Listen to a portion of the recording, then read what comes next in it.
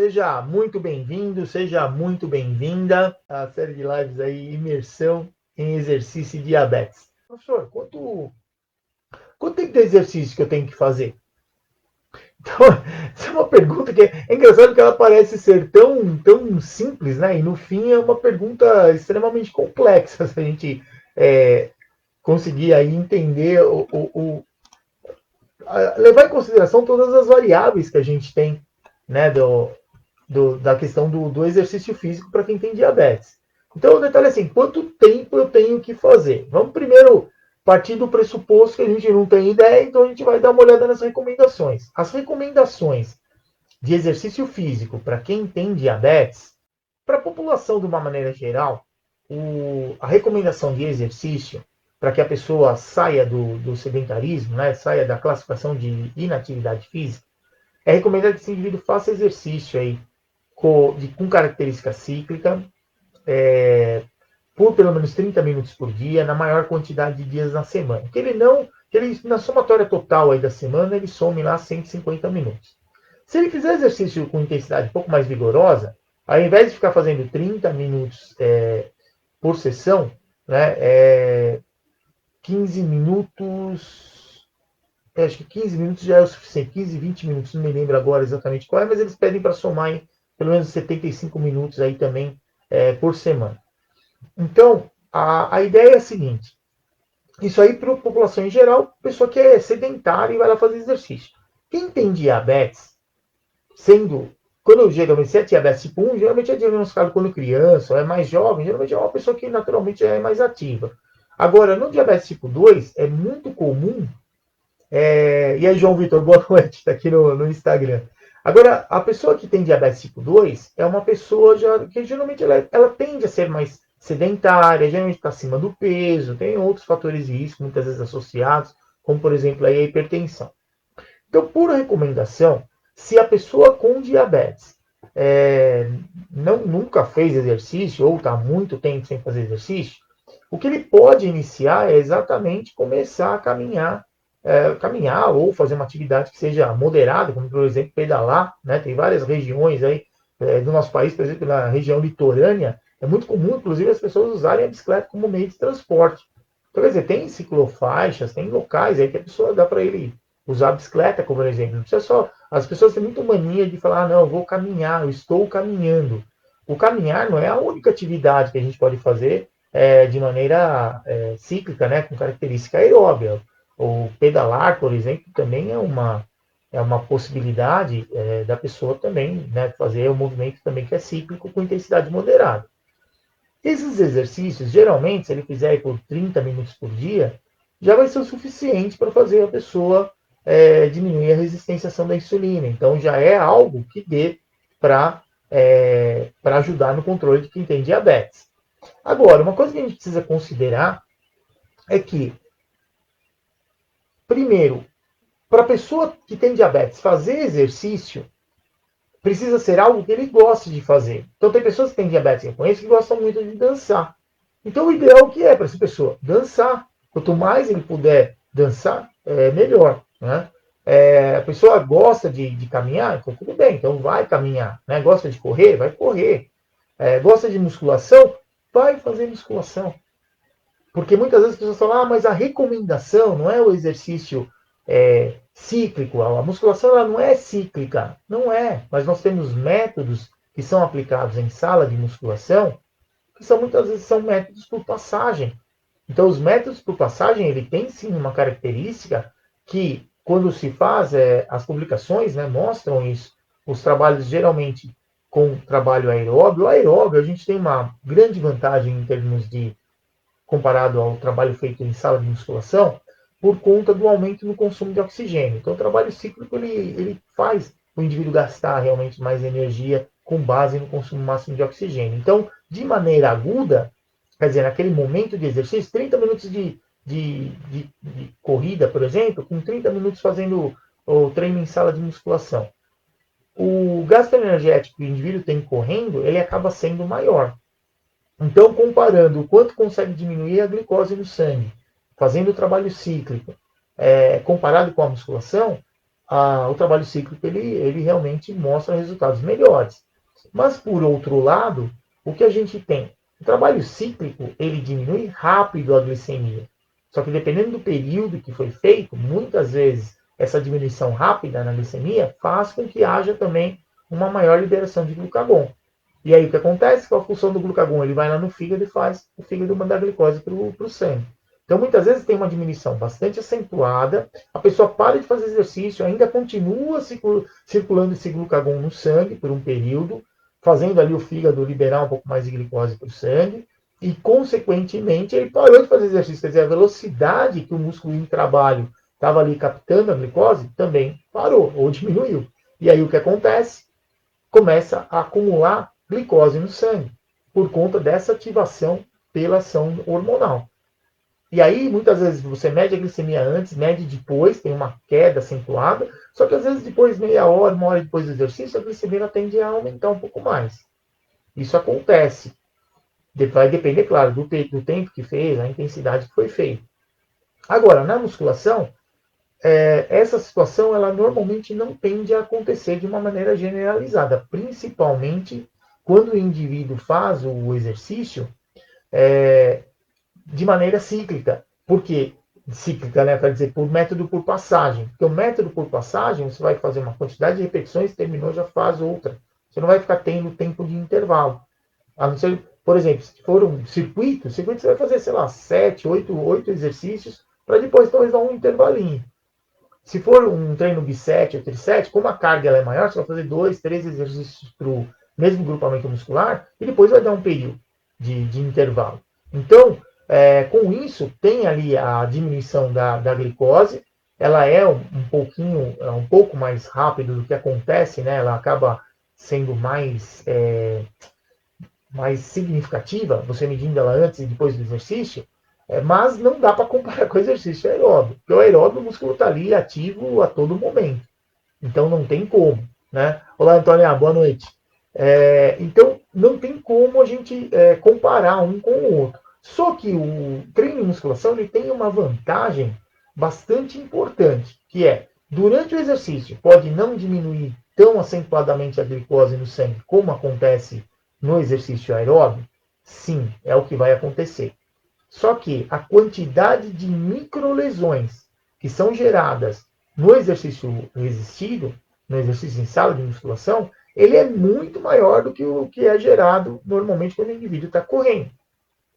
Então, consequentemente, de maneira aguda, quer dizer, mediu a glicemia antes, mediu no final, vai ter uma diferença menor, só que no pós-exercício, vai haver, claro, o EPOC ali, né, a reposição da energia, principalmente relacionado aí à glicose, né, que foi gasta lá no tecido muscular, a mudança aí do potencial de hidrogênio, só que depois desse momento, num segundo momento, continua o corpo ali gastando energia para poder fazer síntese proteica principalmente das fibras musculares que foram lesionadas durante o treinamento. E para isso acontecer, o corpo gasta ATP, vai gastar energia. E da onde vem a energia quando a gente está em repouso? Da via oxidativa, da via aeróbia. E a via aeróbia ela tem uma preferência natural. Se você está em estado estável de consumo de oxigênio, que é o que acontece quando a gente está em repouso, a tendência natural é degradar ali o ácido graxo livre para poder gerar ATP para o sistema. Só que para degradar totalmente a gordura, o que é necessário? De piruvato. E piruvato vem da onde? Da quebra da molécula de glicose. Então, resumidamente, o que a gente tem? Durante o exercício em sala de musculação, diminui menos a glicemia quando você compara no início e no final do treino, mas horas depois do exercício, ainda no período pós-exercício, o sistema ainda continua usando glicose. Então, a tendência natural é ela diminuir menos, mas continuar diminuindo depois do exercício.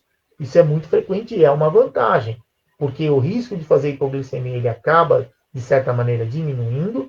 E o que é mais importante para nós, como profissionais de educação física, nós estamos aplicando um exercício para quem tem diabetes e gosta de fazer exercício em sala de musculação.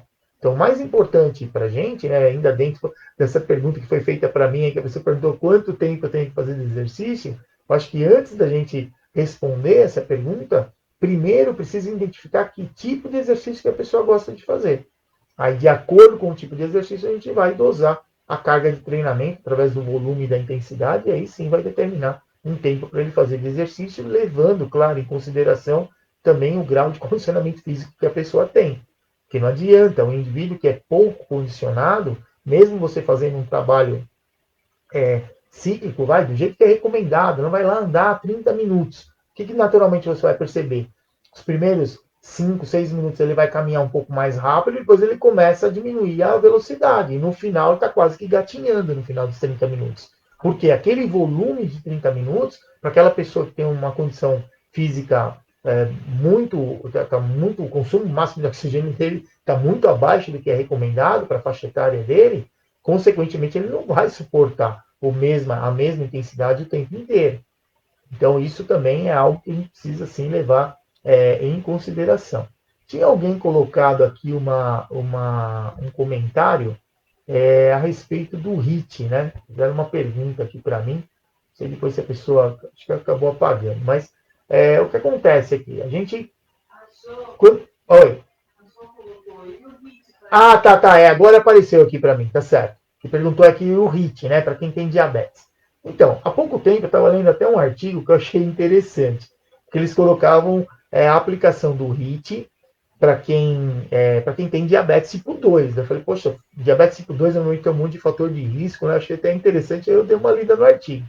E aí o que eles mostraram? Que o HIIT sendo aplicado, né, em quem tem diabetes tipo 2, primeiro, para saber atenção nisso, por isso que eu falo que os artigos a gente tem que ler, depois adaptá-los para a gente aplicar na nossa prática diária.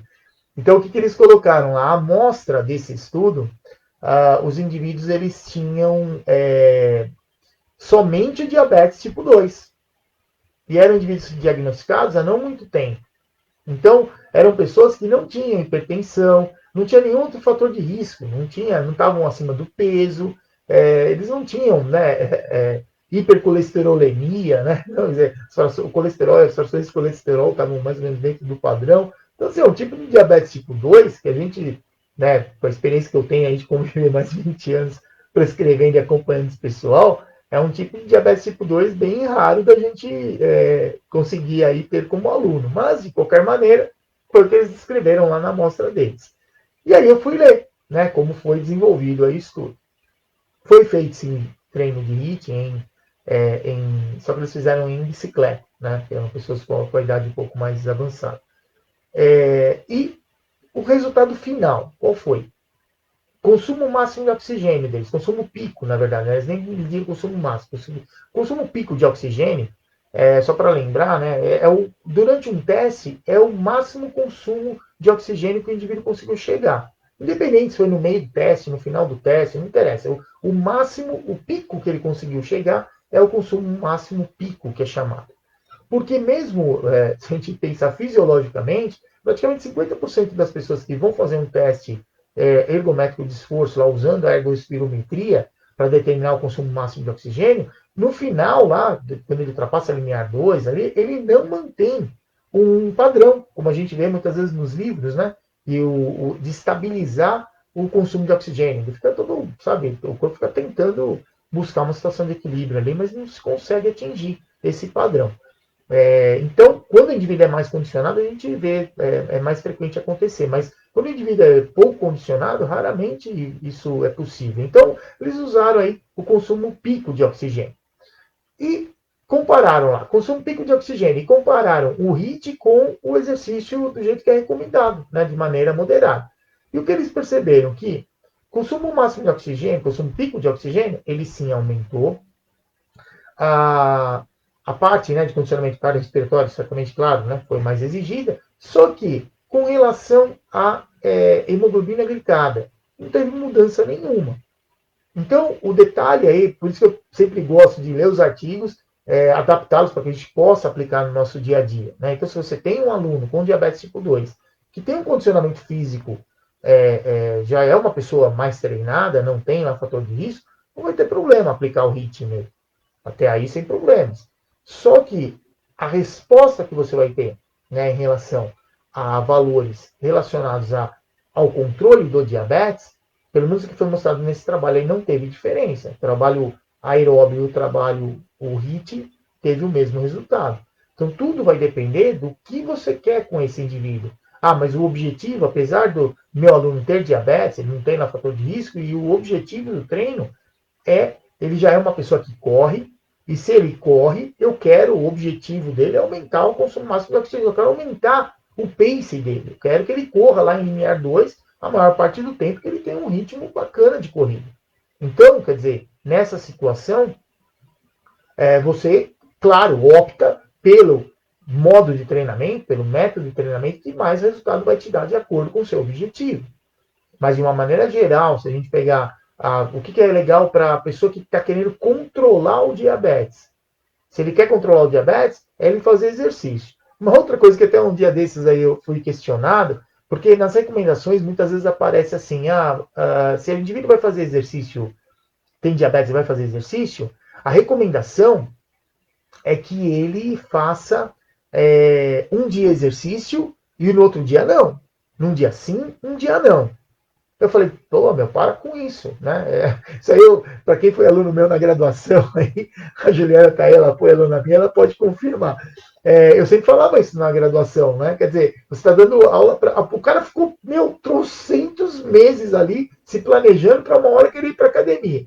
Aí na hora que ele vai para academia, ele fala, chega para você que é profissional de educação física, tá lá, aí ele fala para ele, tô vindo treinar. Legal, que bacana.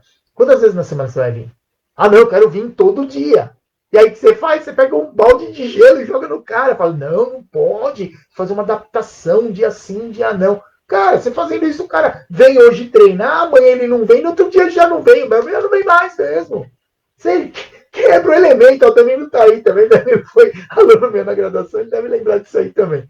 Então, assim, nós somos profissionais de educação física, pô, mas cadê nosso domínio em conseguir ajustar os modos de treino? Pô, o cara tá sem treinar há muito tempo, você avaliou ele, realmente a condição dele tá ruim, tá, deixa o cara vir pra academia, velho. Deixa ele criar o hábito de vir. Isso é o mais importante nesse momento do que qualquer resultado que ele vai ter. Então ele treinou hoje com você, fez a musculação, tá, no outro dia ele vem, coloca ele pra ir na bicicleta, faz outro treino com ele. Sabe, usa a sua criatividade como profissional, usa o seu conhecimento técnico. Isso é fundamental. O cara ficou desesperado, demorou um tempão para sair do V0 e entrar no V1. Ele tomou uma ação ali, rompeu a inércia. Aí você vai e detona o elemento, sabe? Não faz sentido. Então a mesma situação é essa. Para quem tem diabetes, a recomendação, faz um dia sim e faz um dia não. Cara, nosso corpo adora ficar sem fazer nada. É ótimo ficar sentado na TV assistindo Netflix, cara. Uma delícia isso. Só que o detalhe nós precisamos criar, nós que somos profissionais de educação física, vamos trabalhar quem tem diabetes, primeiro, tenha na sua mente, eu preciso criar o hábito nesse indivíduo que tem diabetes, para ele fazer exercício todo dia. Se ele fez exercício hoje, ele fez lá o que é recomendado, moderado, eu estou um pouco cansado no segundo dia, vai andar mais devagar, mas vai. Faz menos tempo, mas faz. Isso dá para a gente orientar a pessoa. E quanto mais vezes ele fizer, melhor é. Isso é fundamental a gente fazer. A gente não pode deixar essa oportunidade passar. E se você falar, vem hoje, amanhã, não, amanhã ele descansa, no outro dia é bom descansar e vai cansar também. Vai continuar a mesma coisa, vai continuar descansando. E aí depois a gente vê nos trabalhos. Aí você vê lá, trabalho populacional de quem tem diabetes. O que é recomendado para um bom tratamento? Hemoglobina glicada menor que 7%. Aí você pega lá, trabalho último que eu li aí, que foi feito no interior de São Paulo, na região de Ribeirão Preto, ali, 23% das pessoas com diabetes tipo 2 que participaram do estudo têm hemoglobina glicada menor que 7. 10%, marca bem esse número, 10. 10% de quem tem diabetes tipo 1 tem hemoglobina glicada menor que 7. E os outros 90%? Estão tudo acima de 7. Sabe, 67% de quem tem diabetes tipo 2 está acima de 7 na hemoglobina glicada. Agora a pergunta é, por quê? Por que isso acontece? Porque essas pessoas certamente nem estimuladas a colocarem o exercício físico, que é uma ferramenta, poderosa demais para baixar a glicemia. Isso aí, quem participou da semana da prescrição do exercício no diabetes, eu falei. Você pega uma pessoa com diabetes, você mostra o resultado para ele no primeiro dia. Você mede a glicemia dele, põe ele lá para fazer o exercício, Mede no final, diminui a glicemia. Ele vai olhar para você, nossa, eu tinha ouvido falar. Olha como são as coisas. Porque todo mundo quer o resultado do exercício. Só que ninguém quer fazer o exercício. Então, nós, como profissionais, a gente tem que trabalhar nesse sentido. Eu tenho que estimular a pessoa a. Ele tem que criar o hábito de fazer exercício. Ah, eu gosto de fazer exercício de manhã. Então acorda e vai fazer exercício de manhã. Ah, mas a resistência da insulina é maior. E aí o resultado na glicemia vai ser menor. E aí? É melhor ele ter um resultado menor na hora que ele está fazendo o exercício da glicemia e ter conhecimento disso, que é uma situação fisiológica do ser humano ter resistência à ação da insulina aumentada pela manhã, ou ele não fazer o exercício em um horário nenhum. Para com isso, a gente tem que pôr esse pessoal para fazer exercício. E sabe o que é legal disso aí do estudo que eu falo, que eu estou falando para vocês? Você olha nos estudos e você não vê. Não falam nada do exercício. Só falam assim, é muito difícil a pessoa com diabetes tipo 2 ter hemoglobina glicada menor do que 7. É praticamente impossível o portador de diabetes tipo 1 ter hemoglobina glicada menor do que 7. Isso é mentira. Para quem faz exercício, é fácil. Só para vocês terem uma ideia, pandemia, ninguém conseguiu treinar do jeito que treinava. Eu fui esses tempos aí no médico e vi a minha hemoglobina tá 6,9. Isso porque eu nem consegui treinar direito. De maneira tudo adaptada, com intensidade muito menor do que eu vinha fazendo. Mas sabe, o pouco que eu consegui fazer, já fez a manutenção. Tá ótimo. Isso eu acho que é uma coisa que a gente, como profissional de educação física, tem sim que valorizar e valorizar bastante. E quando pega esses estudos aí, que fala a grande maioria não consegue ter hemoglobina glicada, não consegue ter um bom tratamento por questão de resposta glicêmica, é porque não faz exercício. Põe esse pessoal para fazer exercício. Que aí sim eles vão ver que a grande maioria, a Elaine está até colocando aí que a maioria, assim, a maior parte das pessoas tem diabetes tipo 2, a grande maioria é sedentário. Só que, Elaine, qual que é o problema? A gente não coloca esse pessoal para fazer exercício. Eu não gosto de fazer exercício. Bom, tudo bem, você não gosta, então o problema é seu. Agora, já teve pessoas que eu comecei a trabalhar que falaram que não gostavam, quando começaram a perceber a autonomia que o exercício traz para a pessoa, a liberdade que traz, na hora que ele quer comer uma coisinha um pouquinho diferente ali, sabe que, claro, não é para comer o que quer, mas muitas vezes, sabe, o pessoal gosta tanto de umas bolinhas de chuva, eu não curto muito, mas o pessoal gosta. Eu come um, dois, tá tranquilo, cara, você tá fazendo exercício, a glicemia não tá mais desesperada igual ficava antes. E fácil você consegue reverter essa situação. Então isso é legal, traz liberdade. Outra coisa, fazer exercício de força é fundamental. O indivíduo, ele começa a ter autonomia, ele resgata a autonomia dele. Ele ia no banheiro, precisava se segurar na pia, algum lugar lá para levantar do vaso sanitário. Acabou, ele não precisa mais. Tem muitos que eu comecei a trabalhar que a pessoa mal conseguia calçar as meias. Aí depois eu, tô calçando a meia, tô me sentindo bem melhor. Isso é bacana.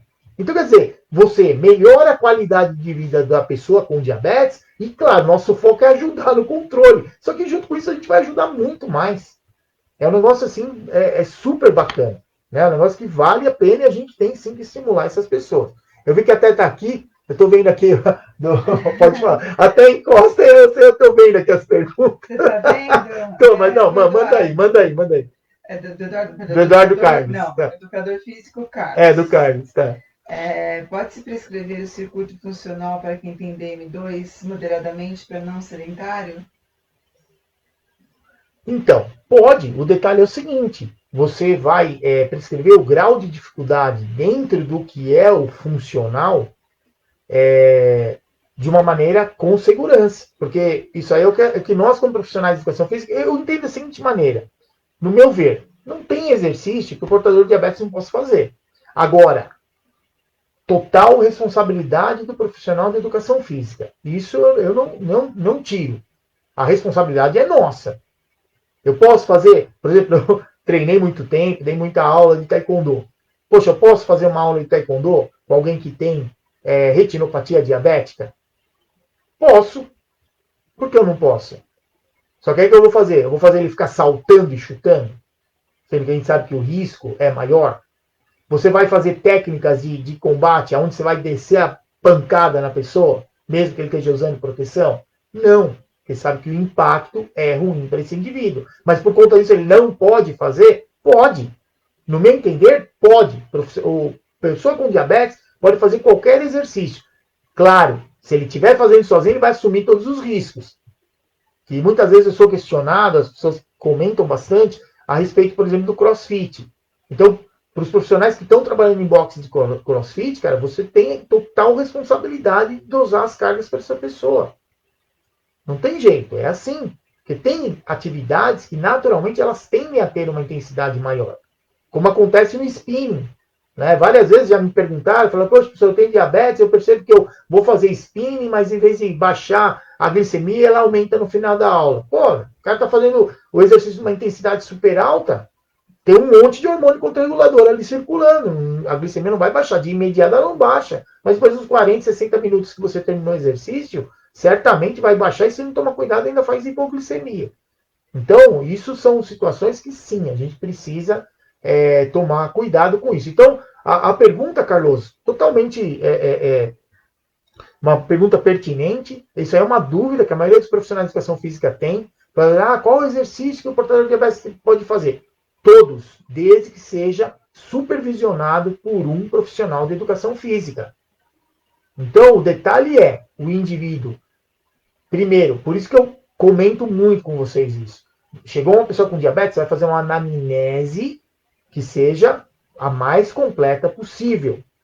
Detectou alguma situação de risco ou indicação que tem relação com sintomas de alguma complicação crônica do diabetes, conversa com a pessoa e pergunta para ele se ele sabe dele ter alguma complicação. Eu, não sei, não tenho. Ou então fala que não tem. Fala que não tem, entre em contato com o médico e levanta essa informação. Então, essa responsabilidade é nossa. Nós, como profissionais de educação física, somos responsáveis por monitorar a carga de treinamento, volume, intensidade, a frequência semanal, o tempo de recuperação que a gente vai dar. Isso aí é muito individual. Não existe receita de bolo. Existem as recomendações. Mas, para cada aluno nosso, vai ser uma situação. E quem que tem que dosar isso? Quem que vai prescrever? Quem que vai acompanhar? Nós.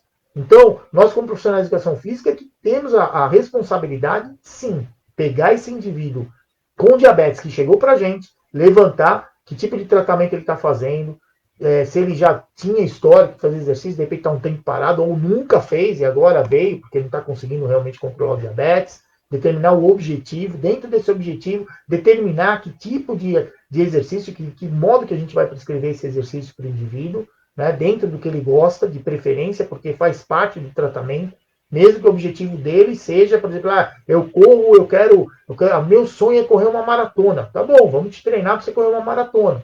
Só que, paralelo a isso, a gente tem que garantir a boa saúde dele com relação ao diabetes. Então, o detalhe é, nós somos, sim, os responsáveis por monitorar a frequência semanal, o volume, intensidade, a periodização desse treinamento para quem tem diabetes, tá bom? Então, fica à vontade aí para prescrever, sim, o funcional, mas você tem, sim, que ter uma referência da intensidade que você vai prescrever o exercício para essa pessoa. Porque quando a gente... Isso aí foi uma coisa que eu abordei na primeira aula da Semana da Prescrição do Exercício no Diabetes. Que até eu falei, né, para vocês que as aulas estão livres lá, então entre e assiste. Tem lá bastante conteúdo, que muitas vezes a gente ignorar isso, né? Eu prescrevo lá, tem diabetes, não tem tipo 1, tem tipo 2, tanto faz. Eu prescrevo exercício do jeito que tem que ser. Você está assumindo um risco. Então, é isso que eu não quero que aconteça.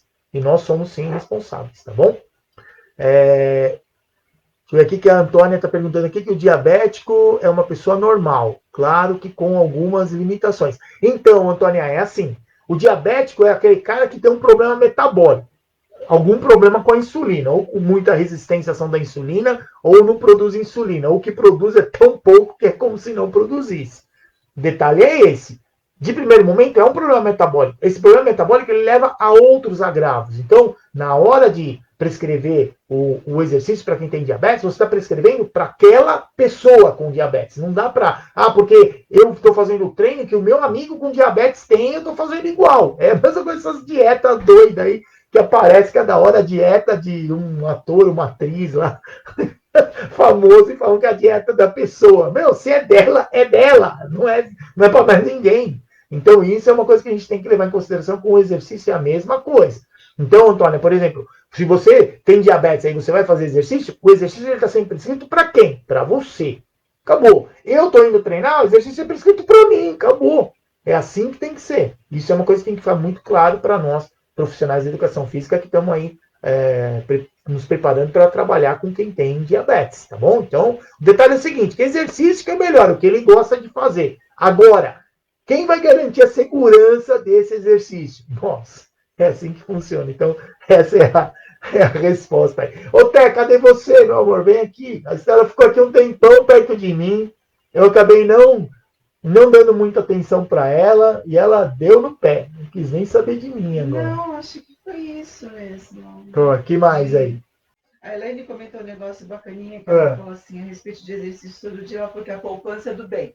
É verdade, mas é verdade, Elaine. Sabe, isso é uma coisa. É que você é uma nutricionista, que você trabalha muito com pessoas com diabetes, você é uma pessoa que que eu sempre falo, né, encoraja. Você é uma profissional de nutrição que eu admiro muito por isso, porque você encoraja as pessoas a fazerem exercício.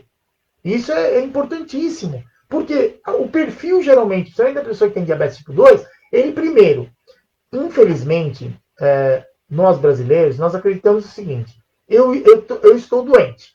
Se eu estou doente, eu vou no médico. Eu vou no médico, ele me passa um remédio, eu tomo um remédio e fica tudo bem. A gente não pode levar esse pensamento, esse comportamento para uma doença crônica. Principalmente como diabetes. Diabetes, uma hora você está hiperglicêmico, depois da hipo. Sabe? É uma coisa que varia demais. Não dá para levar esse pensamento. Então as pessoas têm essa cultura. Então é natural. Eu estou doente, eu fui no médico, ele me deu um remédio, eu tomo um remédio e não faço mais nada da minha vida. Não é assim. Para ter sucesso no tratamento, é sim o medicamento associado à nutrição, à orientação nutricional, à dieta e também ao exercício físico. Isso não tem para onde a gente correr. É sempre assim.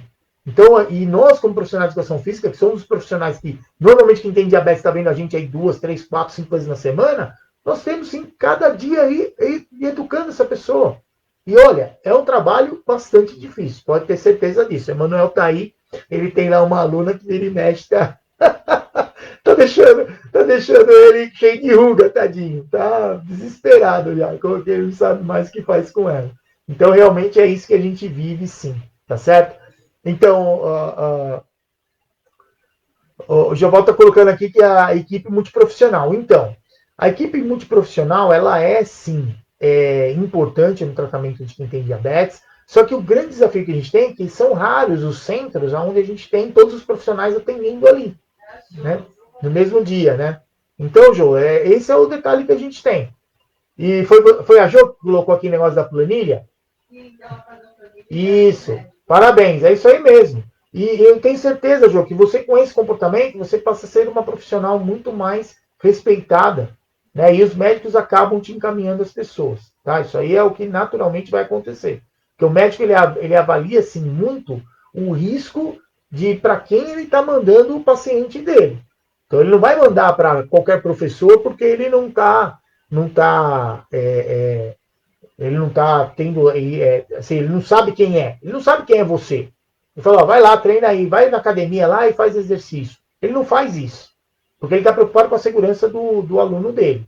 E é isso que nós, como profissionais de educação física, precisamos ter consciência. Apareceu lá a pessoa com diabetes, a responsabilidade é nossa.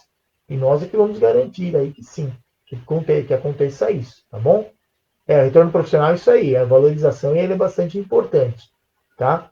Passar planilha, é isso aí. Faz planilha, faz relatórios, explica, sabe? Tal dia aconteceu tal coisa. Isso é muito legal, os médicos gostam muito disso, porque isso também ajuda ele na hora de prescrever o medicamento. Porque, poxa, eu tenho diabetes tipo 1. A minha insulina, a todo momento ela está variando. Eu tenho ali uma basal, mas às vezes quando eu faço exercício, que eu faço um exercício, por exemplo, aeróbico, com uma intensidade um pouco mais alta, mais ali próximo do limiar 2, muitas vezes eu tenho que, depois do treino, diminuir a basal durante umas 5 horas, mais ou menos, eu fico lá com umas 50%, com 50% da dosagem normal, senão eu fico fazendo hipo. Então isso é importante. Só que, assim, eu estudo sobre isso, eu vivo isso no meu dia a dia. Mas a maioria das pessoas que têm diabetes tipo 1, ele tem muito medo de ficar mexendo na dose da insulina. E aí é importante a gente encurtar esse distanciamento com o médico, porque qualquer situação que ele tem, é muito mais fácil ele entrar em contato com você do que o médico, e você intermedia isso. Você fala, ô professor, eu estou fazendo hipo, então eu percebi que eu treinei, não estou me sentindo bem, já entra em contato com o médico, conversa com ele, isso aí já ajuda ele a ajustar as doses. Então, no dia que vai treinar, ajusta a dose, ou vê se come um pouquinho mais de carboidrato, faz algum ajuste, isso é importante também.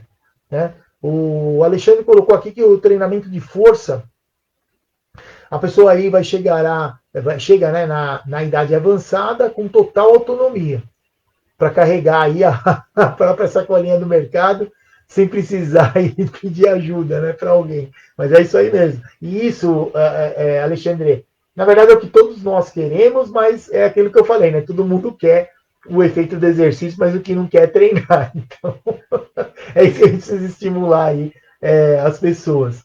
A Ju colocou aí que o marido dela está com o nível controlado, né, do programa de força, traz bons resultados. O programa de força ele traz ótimos resultados, né? Só que é o seguinte, nosso corpo ele sempre vai se adaptando, então a gente precisa tomar cuidado com isso, porque se o indivíduo com diabetes ele começa a fazer exercício, o corpo vai se adaptar, é o primeiro momento. Depois adapta, aí vai ficar, né, fazendo o que lá, né? Fisioterapia na sala de musculação, não vai dar muito certo, né? Então a gente tem que sempre monitorar aí as cargas, assim, e buscar essa questão de sempre priorizar aí o princípio da sobrecarga, né? Adaptou, é hora de quebrar esse ciclo, e vamos lá. Isso aí é o que tem que fazer. A Cláudia colocou aqui que mantinha mesmo aí a hemoglobina glicada, sempre menor do que 7. E ela é DM2. Então, né, Cláudia? Você é DM2. Agora conta aí o que te ajuda a manter a hemoglobina glicada menor do que 7 aí, tem diabetes tipo 2. Eu tô sabendo que você caminha sempre, né? Então, o exercício sempre ajuda. Eu acho até difícil a pessoa que tá fazendo exercício e normalmente faz exercício, controla a alimentação e usa o medicamento do jeito que é prescrito pelo médico, que não tem hemoglobina glicada menor que 7.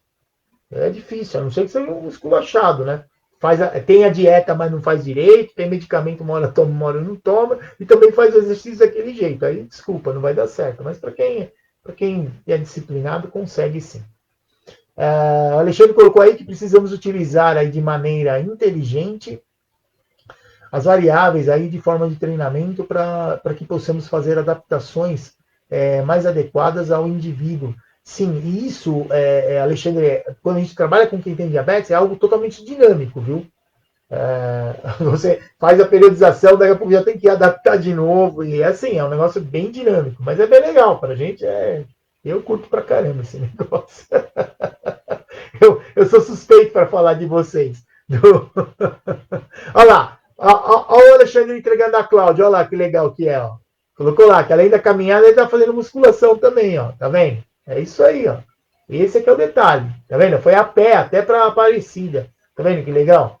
Isso é bacana. Quem faz isso, né? Quem tá acostumado a caminhar, porque senão quem ir a pé até Aparecida é um desafio interessante, né? Mesmo porque depois você fica aí cheio de bolha no pé, então tem que estar preparado mesmo. Muito obrigado, né, pela participação de vocês. É sempre um prazer, né, conversar com vocês. É sempre um prazer responder aí as perguntas. Eu acho que esse bate-papo para a gente é super prazeroso. Não só prazeroso, como também amplifica muito o nosso conhecimento. E não pensem que eu não aprendo muito com vocês também, não, viu? Porque o pessoal põe tudo nas minhas costas. Não, que o Tório conhece, perguntar para ele, não. O legal é a gente conversar, que aí todo mundo aprende, inclusive eu. É isso aí, pessoal. Boa noite. E lembrem-se, exercício é tudo de bom para quem tem diabetes. Um abraço, até mais.